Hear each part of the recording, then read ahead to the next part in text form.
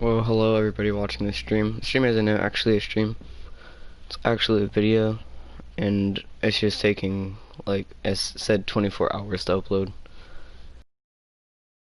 It was supposed to upload yesterday, but it's just taking forever, so I'm just gonna live stream it through the editing software. So, here you go. Enjoy.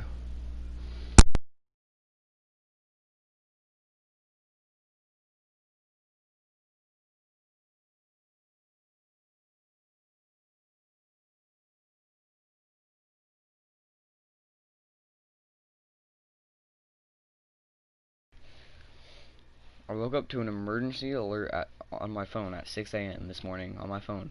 Checking my phone, the alert read, "Go indoors immediately and remain inside. Wait any further instructions." After living here for almost 10 years, I've only ever received a handful of emergency alerts, but all presented themselves as tests for the emergency alert system. Generally, I live my life pretty freely and don't take life too seriously. Unfortunately for me, this means I'm not the type of person who prepares for the worst thing to happen, which I now realize is what I should have been doing. I thought to myself, better safe than sorry. So after getting out of bed, I immediately headed downstairs and checked that both my front and back doors were locked and deadbolted. I lived alone and always locked the doors at night, but I needed to verify this simply for sanity's sake. Decently sized two-story house that I worked myself off for to make a reality. The windows downstairs have all been solid security screens on them, meaning that there is no need for me to check the locks on those.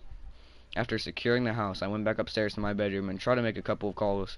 Initially, I called my boss. I couldn't just expect to get the day off work without explaining the situation, if there was even a situation. The phone rang for some time before directing me to her voicemail system. I left a message explaining the emergency alert that I had received and told her to call me back when she gets the chance so we can discuss what's happened. I tried calling my parents, but again was sent straight to the voicemail system. At this point is when I was starting to get worried. My parents live almost 2 hours away and were always awake at the crack of dawn. They never left the house before 8 a.m., but I still tried to convince myself they were busy with something else. So again, I left a message for them to get back to me when they could. My phone dinged. A message was from one of my work colleagues, John. He was asking me whether I'd received the emergency alert too, if I knew anything about why it was sent out. I replied immediately and told him I didn't know any more than he did, but I would let him know if I had found anything else out, even know anything about. I decided to take a shower to get it off my mind. First, while having a quick breakfast and turning on the television to get my mind off whatever could be going on. At this point, it was about 7:30 a.m., the time I would usually be leaving for work. I'm not one to purposely ignore warning signs, so I'd rather get an angry text from my boss than get caught up in whatever caused the emergency alert to be sent out in the first place. When I turned the television on, the same emergency alert sound invaded my ears.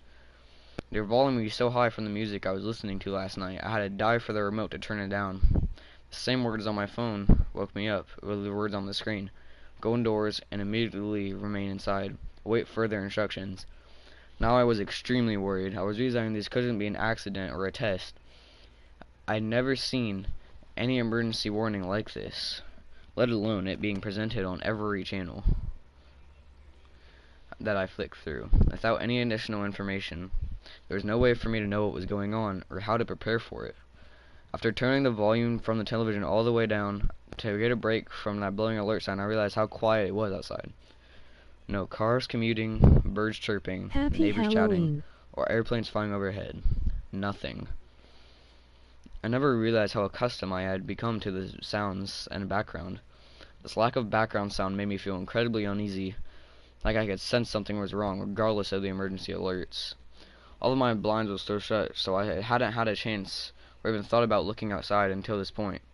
There wasn't any specific instructions regarding looking outside, anyway, so I didn't really think anything of it. But I thought it'd still be safest to look from my bedroom window, which leads out to a small balcony through a sliding glass door. I went to my room and pulled the string that rotates the I vertical like blinds. scary stories. You Immediately, should my do more. room flooded with natural light, and the warmth of the sun hit me. I've always loved the warmth of direct sunlight, so I made sure my window was faced towards the sunrise and subsequently towards the street when I had the house built. However, after opening the blinds, what I saw made me immediately drop to the floor out of what sight I seen on the street. I barely got a glimpse of it, but it looked like something extremely hostile. These creatures were nothing like any animal I had ever seen, and were gathered in a circle in front of the house across from mine. It looked like there was about 8 of them. They were all gaunt and tall. It appeared as they were wearing a suit of skin that was far too tight for their body.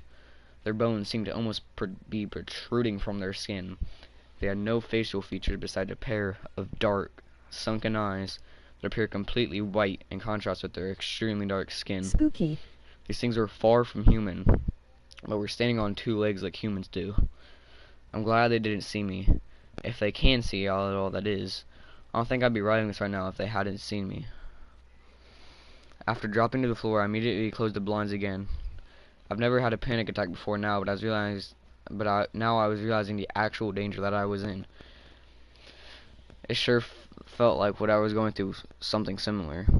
Nothing that was going on was normal. Without confidence, I dialed the emergency telephone number on my phone and immediately recorded a message sounding through the speaker. Go indoors immediately and remain inside. I wait further instructions. This message pierced my ears, and I continued looping until I ended the call. A couple of hours passed by while I went through my entire phone list trying to get in contact with anyone I possibly could. Now not even John would respond. Not a single person answered their phone or responded to the frantic voicemails that I left. At the moment, I was safe in my house, but how long would that last? I didn't even know what these creatures were, let alone what they were capable of. I just knew they weren't here to make friends. Eventually, I decided to make my way downstairs and take stock of the food that I had. I don't know how long I'll have to wait these creatures out, but the power is still working at the moment, so everything is in the fridge and freezer is still okay. The water is still obviously running since I was able to take a shower, but again, I don't know how long that will last. I decided to fill the bathtub in the downstairs bathroom in case the water stops running anytime soon, so that I'll at least have 150 liters of drinkable water in that case. Curiosity got the better of me. After taking stock of the food and filling the tub, I couldn't just shake the feeling that I was already going a little mad. Just yesterday, everything had been completely fine. Now I couldn't get in touch with a single person, and there were creatures out on the street that I have never seen before. I needed to look again. I needed to know what I saw was real, not something that I made up in my head. It still felt like a weird dream I needed to wake up from, but I knew deep inside that this was real. I went back upstairs to my bedroom and peeked through the blinds. Surprisingly, the creatures were no longer where I had seen them earlier. I then noticed the door to the house across the street looked to have been scratched through. There were long scratch marks across the length of the wooden door, a large hole in the center. They'd broken their way into that house, but they were no longer anywhere to be seen. That's when I noticed something staring straight back at me through the upstairs window of that same house. The deep, sunken eyes I stared into seemed like they'd steal my soul from my body if I looked for too long. After my brain recognized what I was staring at, I leapt backwards away from the blinds. The thing had no doubt seen me. I paced back and forth thinking of what I should do at this point. I heard a horrendous sound coming downstairs. Quietly made my way down the stairs, and the sound pierced my ears. It sounded like something sharp being dragged across metal. That's when I realized what they were doing. They were trying to get inside. The metal security screen door that I installed was being barraged by them. I started moving the bookcases that I had in the entrance of my front door. Now, the sun was setting, and they were mercilessly going at it. There was no way I could fend off those things barehanded. That's when I remembered the gift my dad had given me this year for my 25th birthday. I was never really into guns, and I never really had a need to use one, but at a time like this, it was quite necessary if I had to come to that.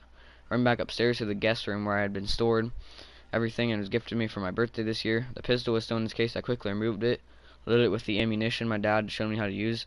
Never fired a gun, so this still remains a last resort. Gameplay. Now I'm sitting in my room writing this. The pistol is sitting on my bedside table, and I can hear those creatures downstairs. I don't know exactly what I should do. Should I run? Should I fight? If you're reading this, please respond. So, it has been a couple of days since my last post.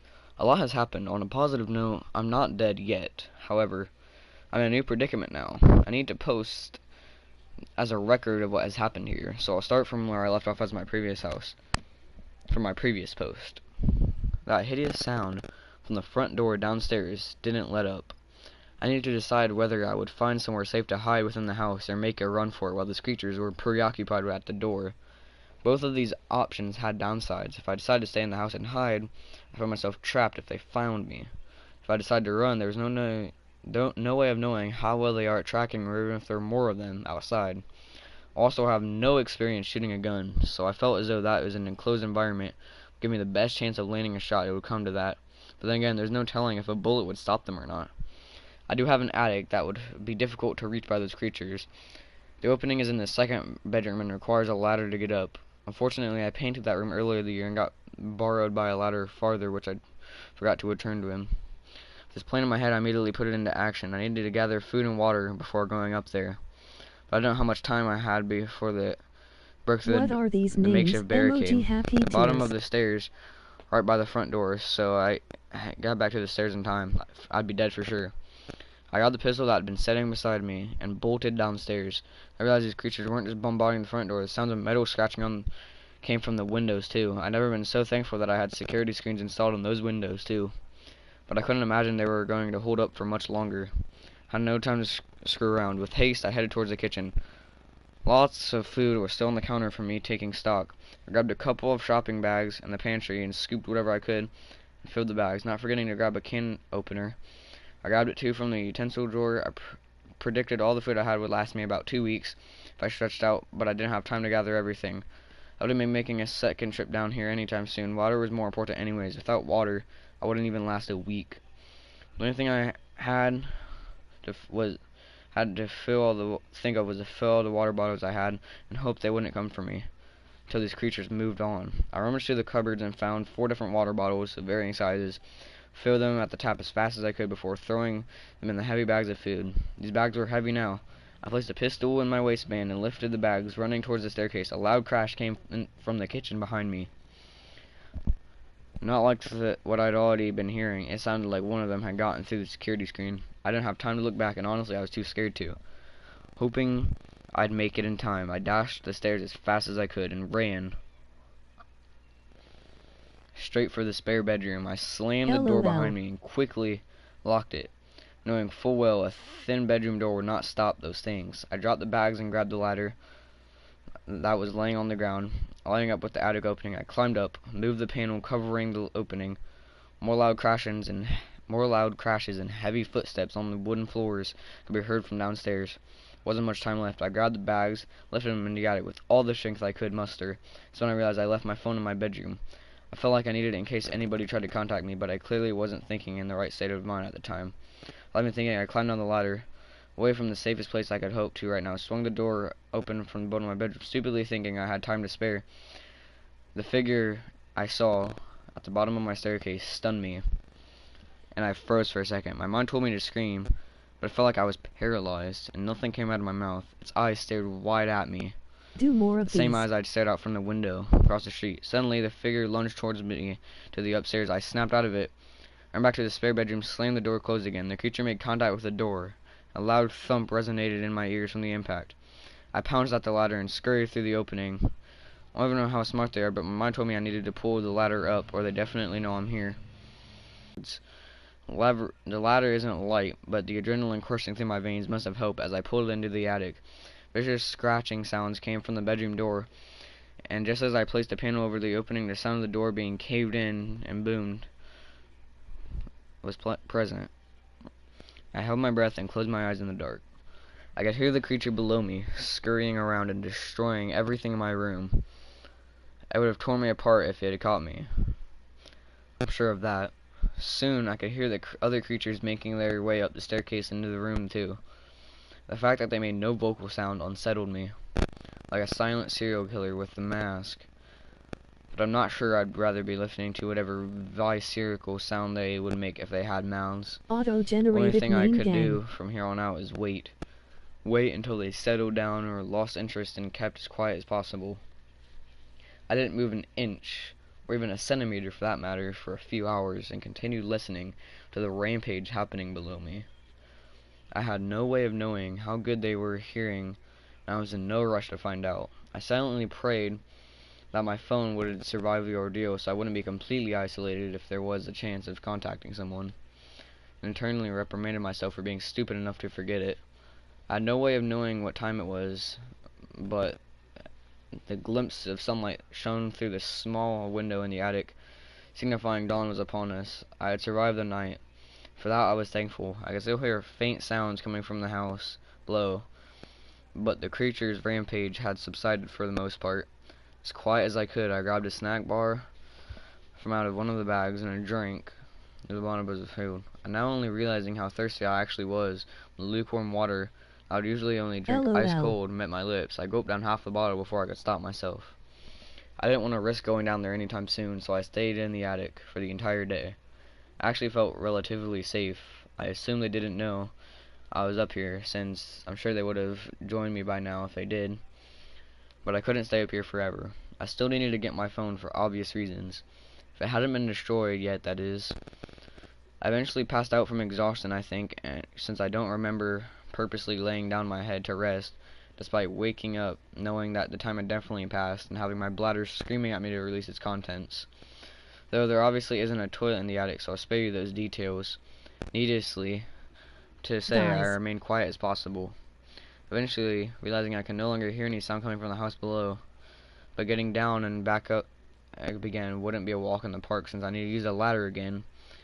Staying anywhere else in the house clearly wasn't safe with that. I can only guess the state of the windows and doors in shambles. Luckily, though, if the phone had survived it, it'd be only in the next room over where I left it. I decided to wait a few more hours before executing the plan to retrieve and retreat plan again. Slowly, I removed the panel from the attic opening and quietly surveyed the spare room below. Everything looked to have been torn to shreds. I can only imagine what would have happened to me if I had just taken a moments too long to get up into the attic. Also, rumors out further and peeked towards the bedroom door. Well, that was left of it, at least. Again, no sign of them. Still, I couldn't hear a thing from downstairs, so I quietly removed the ladder and lowered it down slowly. I made sure to hold the pistol tight while climbing down the ladder, as light-footed as I could, and made my way to the doorway. The bottom of the stairs looked clear too, but I wasn't going to risk going down there right now. I crept towards the open doorway that was once in my bedroom door and surveyed the room silently, trying to locate my phone. My bed had been turned upwards, and the clothes in my closet had been hanging neatly were now strewn across the floor, plenty of ferocious slashes through them. Finally, I located my phone. It seemed odd that it was sitting so perfectly on top of my favorite jacket, but I grabbed it and turned towards the doorway. That's when I saw the creature rise on two legs through my balcony window, like it had begun waiting for me in a crouched position. Once again, the creature stared at me for a moment with its deep, sunken white eyes, but without thinking, I aimed the pistol at the creature and pulled the trigger. The sound of the glass shattering made a deafening sound, and I fell backwards. Get back into the attic now. If I had any chance of getting out this unscathed, the sound of the gun would surely alert the others. I knew this, so I immediately got to my feet, started back, heading toward the attic opening. I glanced at where the creature I had hit it, made my way up into the spare room, and hurried my feet up the ladder with the phone in my back pocket. The sound of the creatures galloping towards the stairs surprised me. I glanced towards the staircase from the open doorway. They saw me this time. I hurtled up into the attic. I kicked the ladder out from underneath myself, quickly moved the panel back over it, and threw all the heavy bags on top of it, hoping to weigh it down. Immediately, the sound of pounding began. I pulled my phone out the back of my pocket. I unlocked the screen. Another emergency broadcast. I looked on the phone. It read, "Seek nearest bomb shelter immediately. Saturation bombing inbound. ETA 1500 3 p.m. The clock on my phone showed the time as 12:30 p.m. If you're reading this right now, please respond." Reading the emergency alert on my phone, my heart sunk. My heart sunk. I had just 2.5 hours to make it to the nearest bomb shelter, with those creatures relentlessly pounding on the attic access panel, and only the small attic window as an escape option. My best chances of making a safe escape stood almost at 0%, but I wasn't about to give up. The nearest bomb shelter I knew was nowhere near where I lived, with no way of knowing how many of those creatures were roaming outside. I wouldn't stand a chance of making it there on foot. I need a car. My car's in the garage, and my keys are, or were, in a bowl where I always leave them by the front door. It'd be far too risky to go back into the house if I managed to escape, as I'm sure they would need time to find them, considering the state of my bedroom and the time is something I do not have a lot of. Thinking through all the different scenarios in my head immediately, I remember one of my neighbors, Craig, stopping me on a warning while I run back and telling me how he preps for the end of the world, something I definitely thought was crazy. Not long after he told me, I never thought anything like this would ever happen. He told me he had a bunker installed under his house a year ago, with enough food to last his family for 4 years, despite him living alone. His house is a couple down from mine, but I never actually saw anything being installed.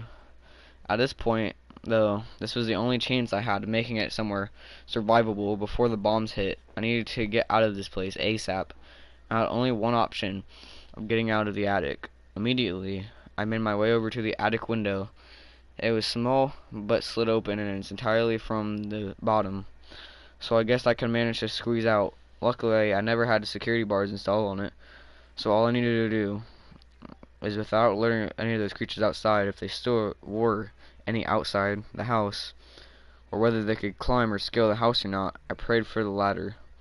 I popped the window open and slightly peeked out. The window faced towards my neighbor's house in the same direction I needed to go. The way my house is designed meant I could lower myself onto the roof on the lower level of the house once I got outside and not have to drop all the way down the ground and probably seriously injure myself in the process. From the window, I couldn't immediately see any of the creatures in the vicinity. I forced the window open as far as I could go and propped my leg up and out. Once one of my legs were out, I hunched down and moved my rest of my body through the opening, followed by another leg. Holding onto the window sill, I faced the wall and lowered myself slowly till my feet met the roof of the lower floor. The roof tiling was solid, but I did not trust myself enough to not slip and fall off. I lowered my body on all fours and crouched down.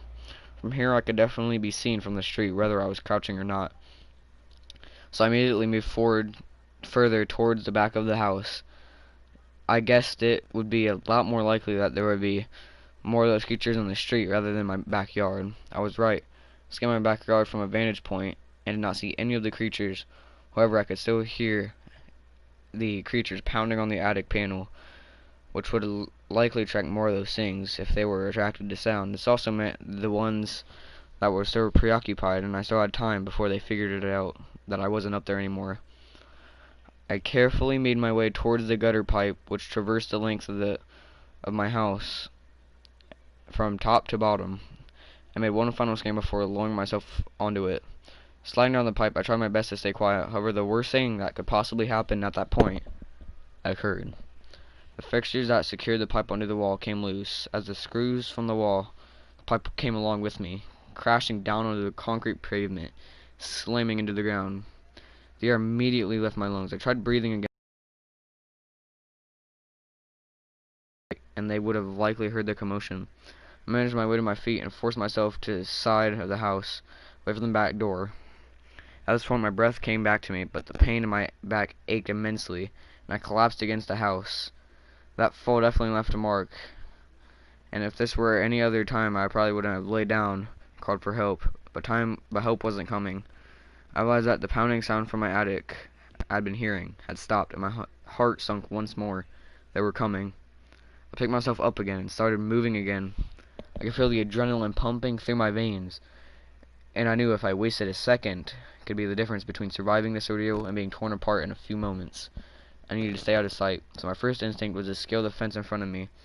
The pain in my back throbbed, but my will to live grew stronger. I jumped up and grabbed the top of the fence, holding on tightly. Pulling myself up, I thanked myself for working out regularly, which granted me immense upper body strength. I propped my leg on the side of the fence and worked to pull the rest of my body up. On my way over to the other side, however, the fall was far from graceful. As I pulled my body over the fence, my descent was halted as my shoe was caught on a loose screw protruding from the fence. Tugging on my shoe, it came loose from the nail, and I fell into a bush directly below me on the other side of the fence. While my descent wasn't graceful, it wasn't also too loud. However, this is no time to be hopeful. I immediately brought myself back to my feet and moved towards the neighbor's house. It was probably safer to move between backyard scaling fences than it was to expose myself on the street, where other creatures were likely lay waiting. Craig's house was just the next house over, so I wasn't far now. I could hear the creatures scurrying around in my backyard. behind the fence I had climbed.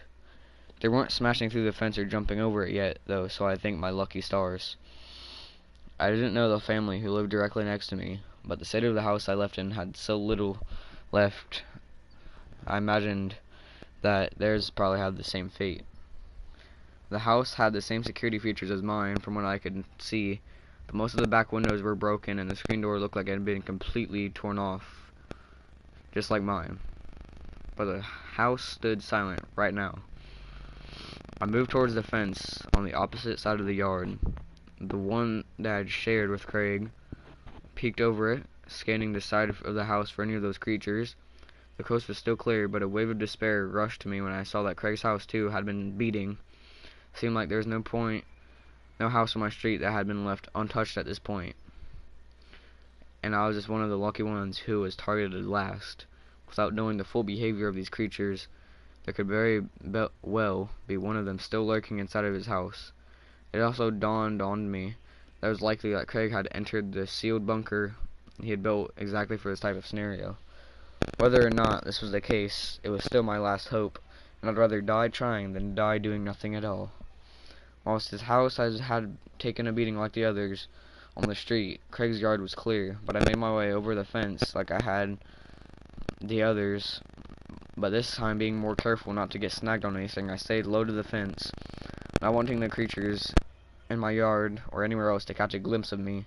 I landed safely on the other side with a quiet thud on the bare dirt. The house was about the same size as mine, but I had never actually been inside it, so the location of Craig's bunker was still to be determined. The upside of the house, all to be invaded all I'd have to do was breaking and entering. I didn't have to do that. I could just enter. The back of the door had been torn off completely off of its hinges and lay on the ground outside of the entrance. I moved towards the house and listened carefully for any sounds inside. The only sound I could hear was banging from the direction of my house. That's when I realized it sounded like the creatures were pounding on the fence that I had scaled first. I don't know what caused them to come in this direction. Maybe I'm just dumb luck, but I knew it wouldn't be long before they made their way towards me. Moved the handgun from my belt, raised it in front of me before moving swiftly into the open doorway with light footsteps, avoiding making unnecessary sounds that would likely be heard from anyone or anything else that remained here. My plan was to look for a basement. I guess this is where a hidden bunker would be situated inside of a house. The back door entryway led directly into a laundry area where the large pieces of glass would likely not be quiet if shattered further.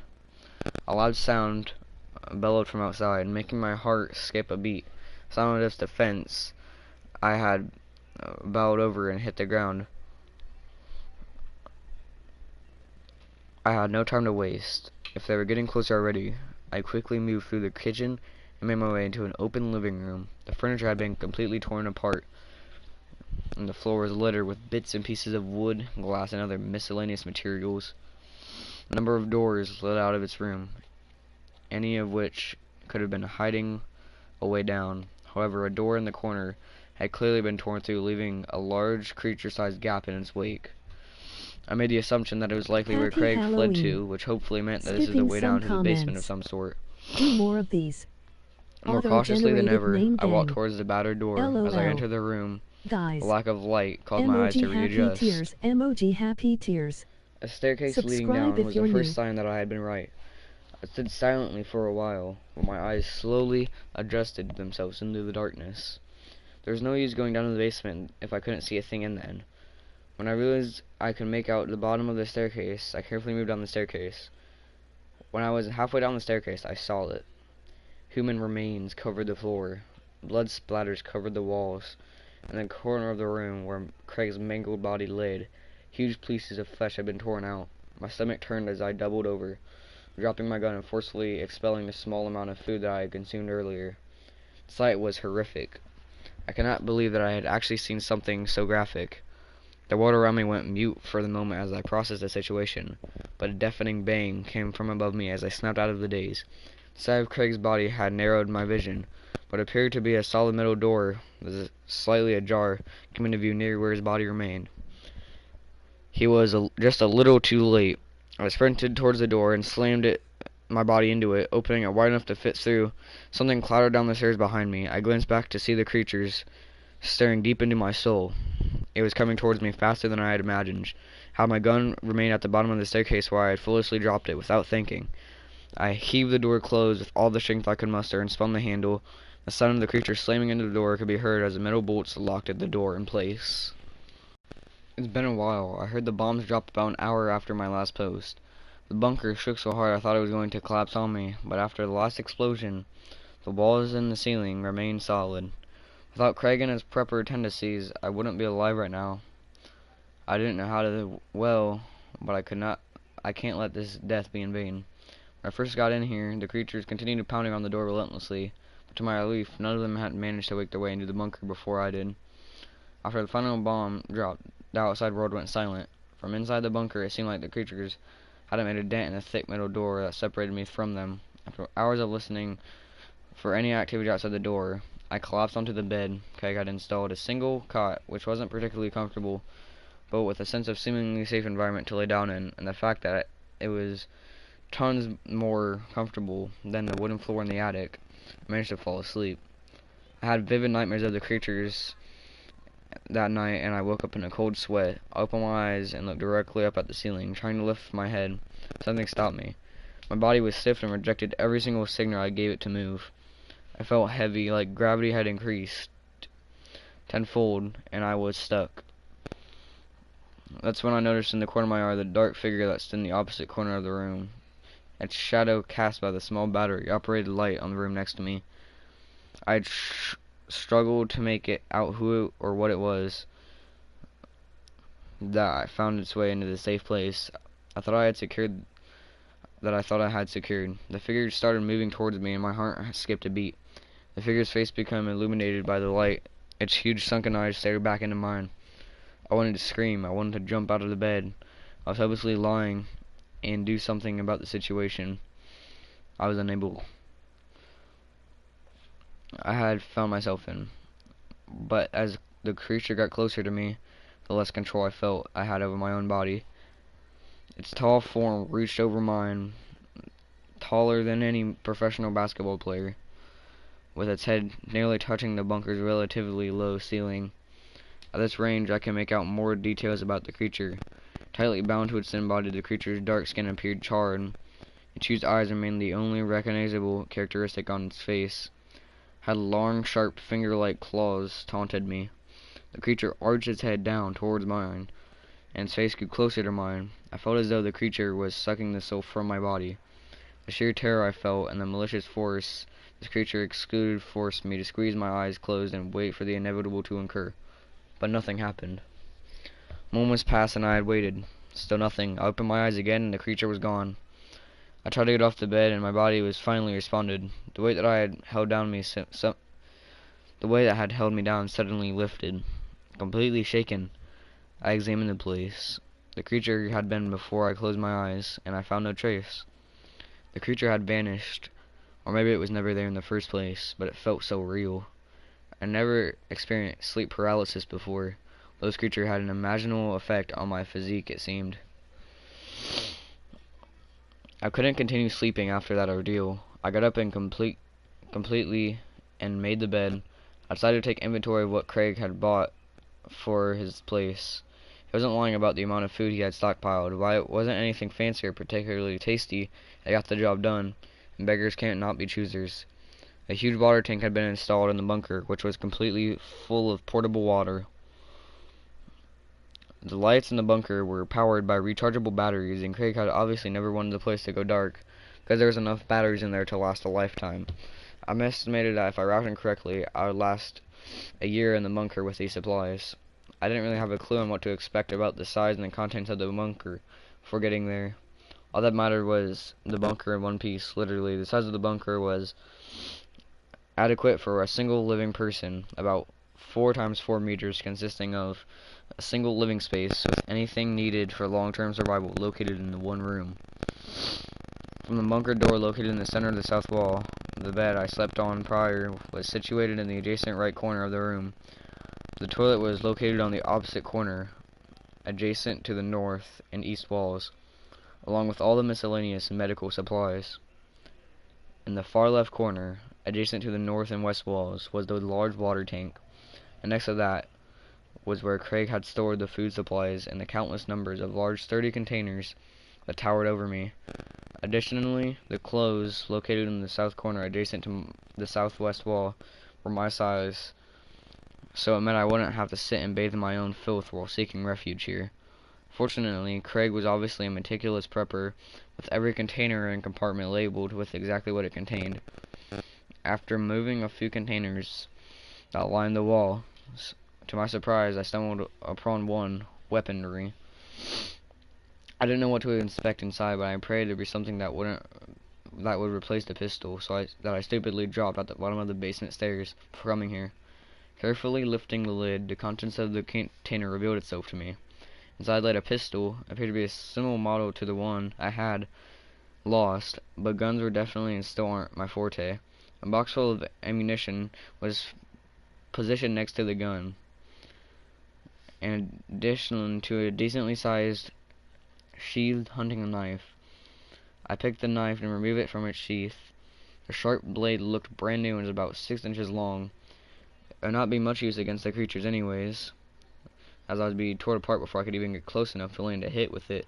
But regardless, it was better than no melee weapon at all. I definitely thought I had the mental ability to stay isolated for a long period of time, but after a single day I felt like those creatures were getting into my head. Humans are social creatures, and I'm afraid I will go crazy in here alone, especially consider what I saw when I woke up. I would be physically safe here, but staying here alone for a long period of time seemed just as bad as facing the new reality was outside. If I can't go a single night without seeing those creatures, the bunker would be the end of me and my mental health if I wasn't careful. It was hard to tell what was going on outside the safety of the bunker. Not only could I not hear anything, but I also had no signal on my phone since entering, and Craig obviously didn't plan on contacting the outside world when the fan, because I wasn't able to find any form of radio that would work in a place like this. However, it was important for me to find out the fate of everyone else. I couldn't be the only survivor. It was almost as if something was compelling me to leave the bunker. The dreams and the visions I had led me to believe that something didn't want me to stay in the shelter and the safety of my secure bunker. I had convinced myself that I could always return here if necessary, but getting into a bunker with other people, community would be the best situation. I decided to wait over a week before making the decision. The days in the bunker dragged on without a sense of day and night. I constantly felt like I was on edge and going crazy. An irrational fear grew inside of me, and the nightmares and the visions I had of the creatures became worse and worse. But it always ended right before they offed me for real. Something wasn't right here, waiting for me outside. What if one of the creatures was waiting outside for me in the bunker door, and I would be torn apart in moments? But I had to believe that the bombs that were deployed wiped a large portion of them out. However many there were to begin with. Regardless, I needed to know. And I had a firearm once again to back me up. I found a high quality bug out bag already, pre-packed with the essential equipment during my stay here, which included a portable water filter, a canteen, fire starters, medical gear, change of clothes, a few MREs, a torch, navigation tools, a multi-tool, and a sharp and a tarp. Needless to say, this made the choice of what to bring with me a lot easier. Additionally, despite the hunting knife I found earlier being a seemingly useless weapon against these creatures, it provided some peace of mind for whatever reason, and I decided to carry it along too, as well as the pistols and ammunition that I had found with it, and I was prepared as I ever would be. Whether I stayed in the bunker or not, my fate would likely remain the same if those creatures still remained outside, if they survived the bombs. How the heck am I supposed to do the job? The plan was to get out of the bunker safely, find a form of transport to get to the nearest communal bomb shelter, where I would likely find any remaining survivors, and when it's safe, I would come back and take all the supplies from the bunker. With a backpack on my back and a stomach full of much food as I could fit, and the pistol in front of me, ready to fire anything that moved, when I opened the door, I turned the handle, and when I heard the bullets release, my nerves began to kick in. But what way to the door ahead of me I needed to discover. Pulling the door, it cracked open, and a cold draft hit me. Opening it further, I inspected the room, which was dark but seemingly empty. I guess it was still dawn outside, and I looked at my phone to check the time. A buzz and a vibration startled me. There was another emergency alert. The emergency alert that had appeared on my phone screen read, "The creatures have been eradicated. Any remaining survivors should seek the nearest communal bomb shelter." My mind eased as I read the words. It seemed as though the bombs had actually worked, and from where I stood, the coast was clear. I looked back at the shelter bunker, and my mind went back to the things I had seen during the stay there. There's no way I could live my rest of my life in there. The only thing left for me to do was to obey the message. The nearest communal bomb shelter was located relatively far from my current location, and the trek on foot would be far from ordeal. I needed to find a working vehicle that had not been affected by the bombs, or some other means of transport. However, if the alert was true, walking would definitely be a possibility. I stepped out of the bunker, and the cool morning air hit me again. I guess that Craig's house above me no longer stood entirely, otherwise I had not been feeling a gust of wind in his basement. The gun I had dropped before entering the bunker, that I had laid on the ground at the bottom of the staircase, was no longer anywhere to be seen. The worst part about the situation was, although Craig's body was missing too, the pool of blood where he had lain remained. But what was left of him had been moved elsewhere or simply vanished. It was exceptionally weird that the gun and Craig's body would be missing, but these creatures had used bait to trick me once before, so I decided it'd be better to forget about it and solely rely on the one I had obtained in the bunker, if I happened to still need it. Regardless, I didn't want to stay by the door of the bunker for much longer, and I couldn't rely on the correctness of what the emergency alert had told me. There was no telling whether the creatures had silently returned or remained here for some time, since the bombs had dropped, if they were actually still alive and lurking. I moved towards the staircase, which seemed to be unharmed by the bombs. The entire basement seemed completely intact for the matter. At top of the stairs, the door had once been. There was no longer, and the morning light shone through. I slowly began climbing the staircase, waiting for the moment where a lurking creature would pounce on me and end my life. But as I reached the top and peeked out of the doorway, not a single sound could be heard. The house around me was in shambles. The ceiling and walls had been severely damaged, leaving only a skeleton of what this place was once behind. But without a creature in sight, now was a better time to move than ever. I slowly moved towards what was once perfectly intact window, but now just a frame which faced the street. Through the window I could see that it was not only Craig's house that had been severely damaged, but every other house within a line of sight, and all the surrounding foliage was in a similar state. Anything that would survive the impact of the bombs that were dropped would have to be superhuman, and there was no way any normal living thing could be coming out of something like that unscathed. At this point I realized that the likelihood of me finding a functioning vehicle in my location would be next to none, and without the keys to a random person's car that was safely tucked away in their garage, it would be useless. To get there by foot, it would take at least an hour, maybe even two, depending on the speed I would be traveling. I needed to have faith that there were really no creatures remaining on the surface, or I wouldn't last very long in the outside world. My only other option was returning to the bunker, which would cause me to spiral further into losing my mind, and there was no way that I was going to be doing that. If there was hope that other survivors waited for me.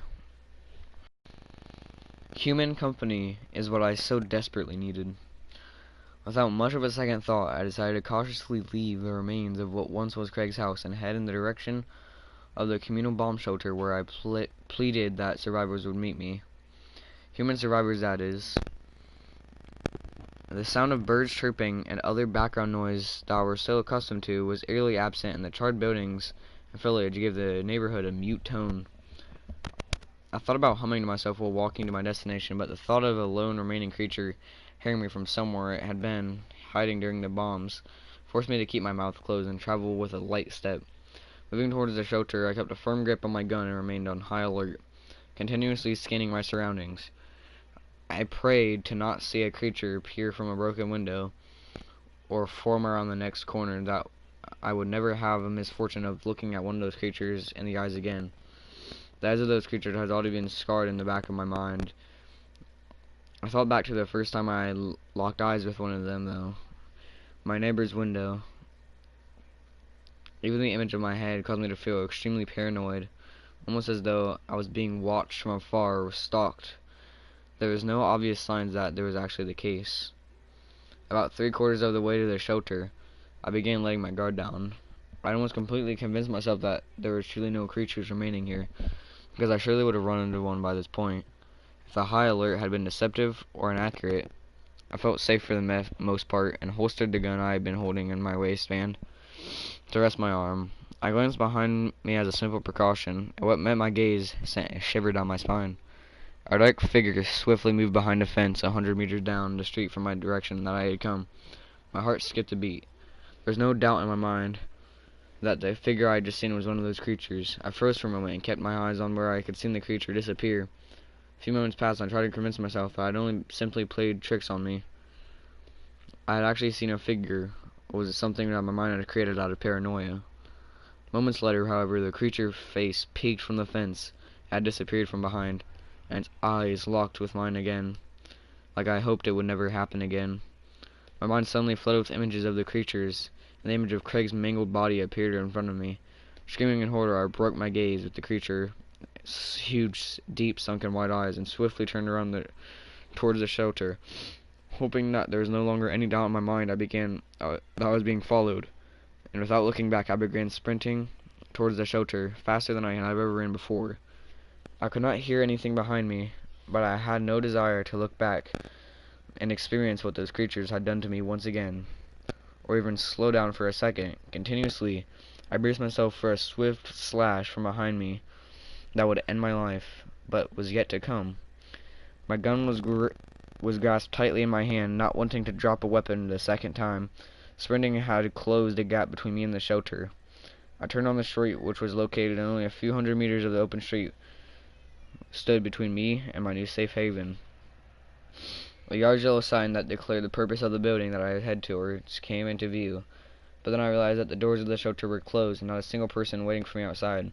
I had no other option but to pray that there were someone on the other side willing to open the door for me. A gut feeling took over, convincing me that the creature was right behind me, ready to mangle my body, like what it had done to Craig, compelling me to turn around and look.